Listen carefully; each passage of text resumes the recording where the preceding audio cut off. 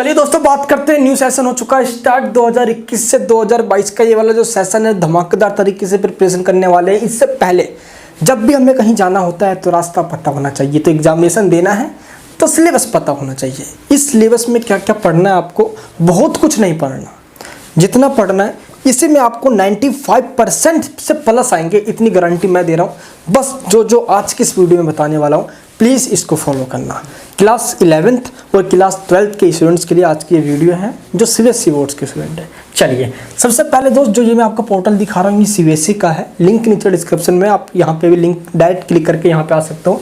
मैं दोस्तों क्लिक करता है 11th 12th के ऊपर। यहाँ पे लैंग्वेज का सिलेबस दिया गया है, जो भी आपके पास लैंग्वेज सिंपल इंग्लिश कोर ही होता है, हमारे पास इंग्लिश सिलेक्टिव तमाम और भी स्टूडेंट्स उनके पास होता है ना। तो दोस्तों ये यहाँ पे लैंग्वेज का है।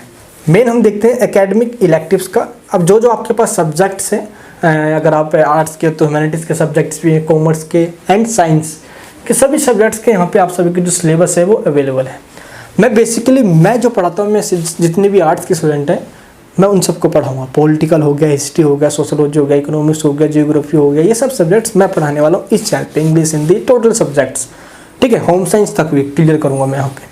चलिए जैसे कि मैं एक सब्जेक्ट आपका लेता हूँ, जैसे कि मैं लेता हूँ पॉलिटिकल साइंस। बहुत सारे बच्चों को कन्फ्यूजन आ रही है कि क्या लास्ट ईयर का जो सिलेबस है क्या वही सिलेबस है या हमें पढ़ना क्या है। क्लिक करते हैं डाउनलोड हो जाएगा पॉलिटिकल साइंस का सिलेबस, और इसी तरीके से आपको अपनी प्रिपरेशन करनी है सिलेबस को देखते हुए।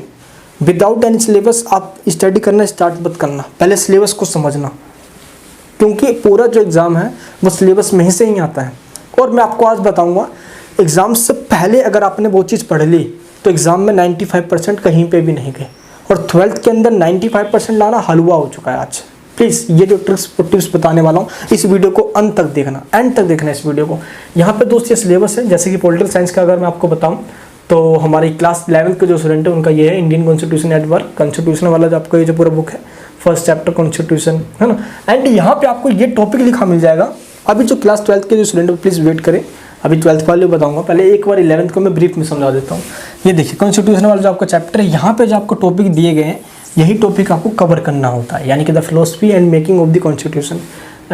फिलोसफी मतलब दर्शन और संविधान बनाने की प्रक्रिया, जो हिंदी मीडियम वाले बच्चे बता देता हूँ।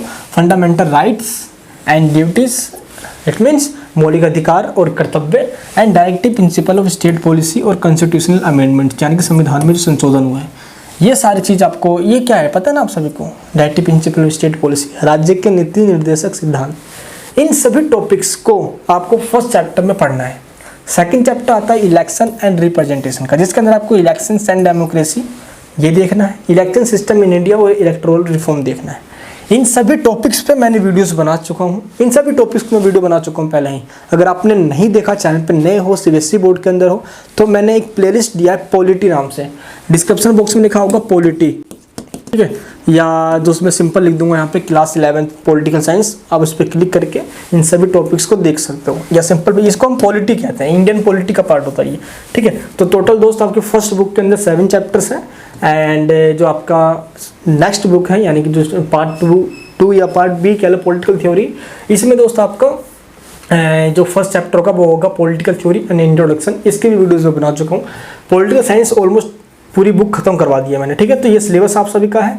सिलेबस में कौन कौन से टॉपिक्स आपको पढ़ने हैं यहाँ पे दिया, जैसे कि पॉलिटिकल थ्योरी एंड इंट्रोडक्शन है, इसमें आपको पढ़ना है what is politics, politics versus political theory, importance of political theory, ये आप सभी को पढ़ना है फर्स्ट चैप्टर जो आपका सेकंड बुक का है, यानी कि 8 चैप्टर, ठीक है। ये हो गया आप सभी का। एंड इसी तरीके से जो भी आपके सब्जेक्ट्स हैं उनके सिलेबस सभी के दिए हुए हैं। यहाँ पे आपको जो मार्क्स का वेटेज है वो दिया गया है, जैसे कि फर्स्ट जो चैप्टर है वो 12 मार्क्स का वेटेज है, एंड सेकंड थर्ड मिला के आपका 10 मार्क्स का वेटेज है।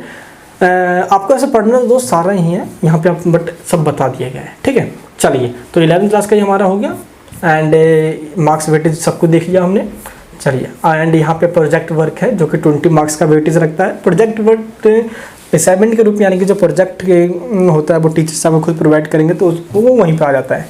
20 मार्क्स फ्री के मार्क्स होते हैं। अब हम बात करते हैं क्लास 12th के जो स्टूडेंट्स हैं पॉलिटिकल साइंस जिनके पास है, तो आप कंटेम्प्रेरी वर्ल्ड पॉलिटिक्स देख सकते हो, है ना। जैसे कि हम यहाँ पे देखें हम तो फर्स्ट चैप्टर का cold war era and non अलाइज मूवमेंट, ये आपका फर्स्ट चैप्टर है, ये देख लीजिए। अब इसमें क्या क्या पढ़ना आप सभी को यहाँ पे दिखाया गया है। इमरजेंस ऑफ 2 पावर्स ब्लॉक्स, यानी कि जो 2 पावर्स यूएसएसआर यूएसए वो वाला, एंड नॉन लाइंस मूवमेंट्स, ये नैम, इस पूरा आपका ये जो है फर्स्ट चैप्टर में कवर है। तो वैसे ही आपके सभी चैप्टर्स के पोर्शन में साइड नीचे की लाइन में आपको दिख जाएगा कि आपको यही टॉपिक जो दिया गया है इतना ही ये पढ़ना है, इससे ज़्यादा कुछ भी नहीं पढ़ना आप सभी को। सिलेबस में ये साफ आपको बता दिया गया है। सेम इसी तरीके से जो भी सब्जेक्ट्स हैं आप सभी के, उन सभी सब्जेक्ट्स के जो सिलेबस है वो यहाँ पे अवेलेबल है। तो मैं आपको एक बार प्लीज़ मेरे एक बात मानना यार, इस सिलेबस के अकॉर्डिंग पढ़ना, और इस सिलेबस के अंदर जो जो आपको दिया गया है अपना सिलेबस डाउनलोड करो और उसको देख के पढ़ना स्टार्ट करो। अब मेरी वो बात स्टार्ट होती है जिसके लिए मैंने आपको आज की इस वीडियो को बनाकर स्पेशल बताने वाला हूँ। क्या, चलिए दोस्तों पहले समझते हैं। सबसे पहले देखो सिलेबस मैंने आपको बता दिया, सिलेबस आप सभी को देखना है, सिलेबस सबसे जरूरी चीज़ है। इसके बाद आपको एक ऐसी डायरी लेनी है, आपको एक सबसे पहले कैसे डायरी लेनी है। डायरी सिंपल एक छोटी सी हो जो आपकी बहुत हेल्प करेगी। अब ये डायरी में आपको लिखना क्या है, आपको इस डायरी में ये लिखना है कि आपके जो सब्जेक्ट्स हैं उसका आपने सिलेबस देख लिया है एंड कितने चैप्टर्स आपने रोज़ाना रीड किया है वो आपको इस डायरी में मेंशन करना है, और एक छोटा सा टाइम टेबल बनाना है कि इस घंटे इतने घंटे में पढ़ाई करूँगा या करूँगी और इस हिसाब से मैं रेगुलर चलूँगा। यानी कि एक दिन भी आपका गैप नहीं होना चाहिए। बेशक आधा घंटा पढ़ो बट रोज़ पढ़ो, कम पढ़ो बट रोज़ पढ़ो, ये नारा अपने जहन में डाल लेना। कम पढ़ो बट रोज़ पढ़ो। तमाम डाउट्स, कोई भी चीज़ आपको रिमेंबर करना हो, कुछ भी करना हो तो आपको इस डायरी में नोट करनी है। तो एक आपकी खुद की एक पर्सनल डायरी होनी चाहिए जो आपकी एक प्रिंट डायरी बिल्कुल हेल्प करे, है ना। 24 घंटे आपके पास, इट मीन जब आप पढ़ाई कर रहे हो तो आपके पास ये डायरी होनी चाहिए। पहली चीज़ तो ये हो गई।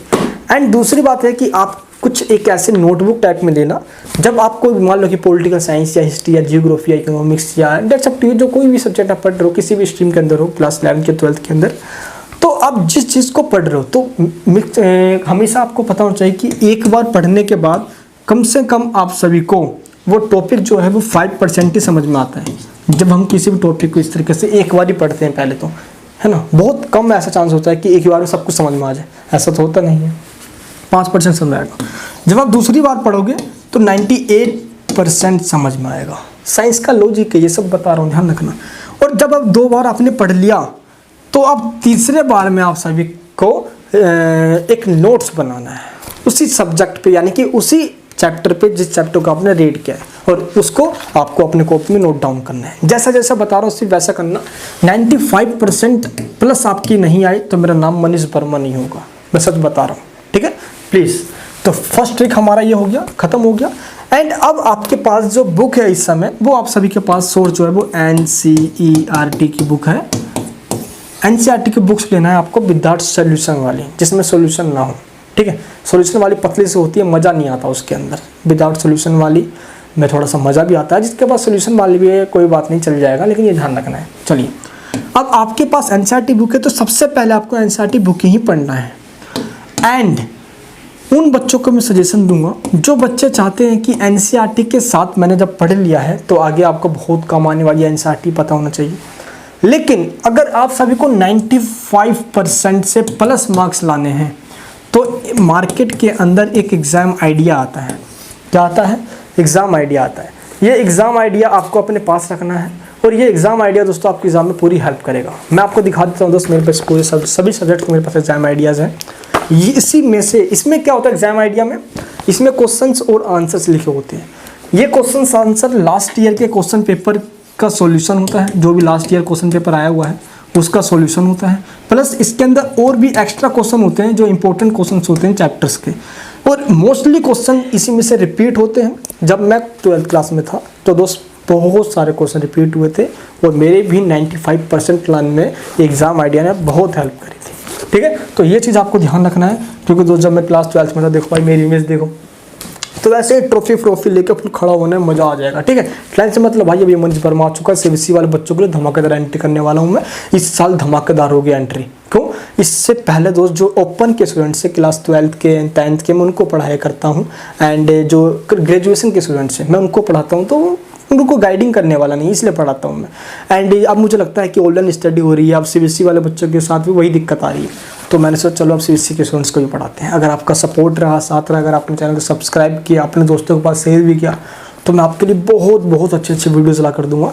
ये मेरी गारंटी, आपसे मेरा पूरा पक्का वाला प्रॉमिस है, ठीक है। चलिए, तो ये हो गया। तो एग्ज़ाम आइडिया आपको ले लेना है मार्केट से। ये एग्ज़ाम आइडिया आप जब लोगे जब अपने एनसीईआरटी की बुक्स को ख़त्म कर लिया है, मतलब 5 से 6 चैप्टर्स भी पढ़ लिया है, तो एग्ज़ाम लेना, ये तब जाकर दोस्तों एग्ज़ाम आइडिया लेना। पहली चीज़ तो ये होगी। एंड अगर आप चाहते हो कि नहीं 12th के बाद अगर मुझे सिविल सर्विस में जाना है ना, तो 12th क्लास आपकी बहुत ज़्यादा इंपॉर्टेंट है। इसके लिए मार्केट के अंदर कुछ राइटर्स की बुक मिलती है, एनसीईआरटी पढ़ने के बाद आप इसको भी पढ़ सकते हो, बट कंफ्यूज नहीं होना। अगर आप चाहते हो एनसीईआरटी से भी इजी लैंग्वेज में पढ़ना, तो दोस्त बीबी तायल की बुक आती है मार्केट में, पॉलिटिकल साइंस की, हिस्ट्री की बीबी चौधरी की आती है, एंड जियोग्राफी की आती है, किसकी दोस्तों DR खुल्लर की, एंड बाकी दोस्तों इकोनॉमिक्स तो टीआर जैन की सबसे बेस्ट है ही है, आपको पता है 11th 12th दोनों के लिए टीआर जैन बेस्ट है। ये समझ गया सभी को। तो इस तरीके से आपको अपना पूरा टाइम मैनेज करके पढ़ना है। इस समय दोस्तों स्टार्टिंग का टाइम है, इस समय कोई भी स्टडी नहीं करता, अभी सोचता है कि अभी तो बहुत टाइम है, लेकिन ये आपके पास दोस्तों बोनस टाइम होता है, प्लीज़ इसको मत गंवाना। जिसने ये टाइम गंवा दिया अभी 1 से 2 महीने, वो 1 साल पीछे हो जाएगा भाई। तो आप सभी को इन बातों को समझना है।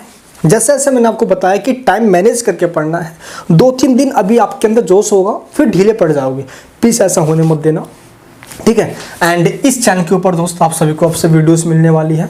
कोल्ड वॉर यानी कि फर्स्ट चैप्टर जो क्लास 12th की पॉलिटिकल की, हिस्ट्री की फर्स्ट चैप्टर समझा दिया मैंने, ज्योग्राफी समझा दिया, 11th क्लास की फर्स्ट चैप्टर की, इकोनॉमिक्स दोस्तों मैंने समझा दिया। तो जो मैंने भी समझा दिया आप सभी को उनको देखना है दोस्त। उन सभी को वीडियोस को देखने के लिए आप सभी को लिंक देखना है वीडियो के डिस्क्रिप्शन बॉक्स में, मैंने वहाँ पर दिया हुआ है। बाकी दोस्त इस चैनल के ऊपर क्लास 9 से लेकर 12th क्लास तक और BA से MA तक की वीडियोज़ आपको मिलती है।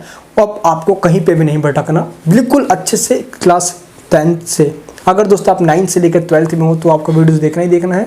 सारी वीडियोस आएगी हिंदी मीडियम में या इंग्लिश मीडियम में, दोनों बच्चों को हम पढ़ाते हैं बिल्कुल अच्छे से, फ्री भी नोट्स भी देंगे आप सभी को, सब कुछ फ्री में देंगे। और इस तरीके से दोस्तों आपको समझना है कि बस लाइव क्लासेस होगी, डाउट्स भी पूछ सकते हो मुझसे, आप लाइव तरीके से पढ़ेंगे। एंड जो वीडियोस अब बन चुकी है पहले उनको देखो आप, लिंक नीचे डिस्क्रिप्शन में है। बाकी जो मैंने आपको बताया कि प्लीज़ कम पढ़ो बट रोज, अब बाकी दोस्तों कम पढ़ो बट रोज पढ़ो। गवर्नमेंट स्कूल वाले बच्चे कुछ ऐसे थोड़े इंग्लिश में वीक होते हैं, तो उनसे मैं थोड़ा सजेशन दूंगा। बाकी दोस्तों जो गवर्नमेंट स्कूल के स्टूडेंट्स होते हैं उनको इंग्लिश में थोड़ा दिक्कत होता है, तो प्लीज़ अपनी इंग्लिश की वोकैब को ठीक करो, चैप्टर्स को लर्न करो। इंग्लिश की वोकैबलरी ठीक करने के लिए थोड़ी इंग्लिश की न्यूज़पेपर्स को रीडिंग करो, इस समय बहुत बहुत ज़्यादा यूज़फुल है वो, ठीक है। तो इस समय से इन बातों को थोड़ा ध्यान रखो, तो छोटी छोटी बात आपको आगे जाके बहुत ज़्यादा बेनिफिट देगी। आई होप दोस्तों आपको ये सब समझ में आ चुका होगा। मैं मिलूंगा नेक्स्ट वीडियो के अंदर। प्लीज़ चैनल को सब्सक्राइब कर लेना, बेल आइकन ऑन करना, सब जगह इस वीडियो को शेयर करना अपने ग्रुप वगैरह के अंदर, ताकि मैं आपकी ऐसी और भी हेल्प कर पाऊँ। चलिए दोस्तों, जय हिंद, जय भारत।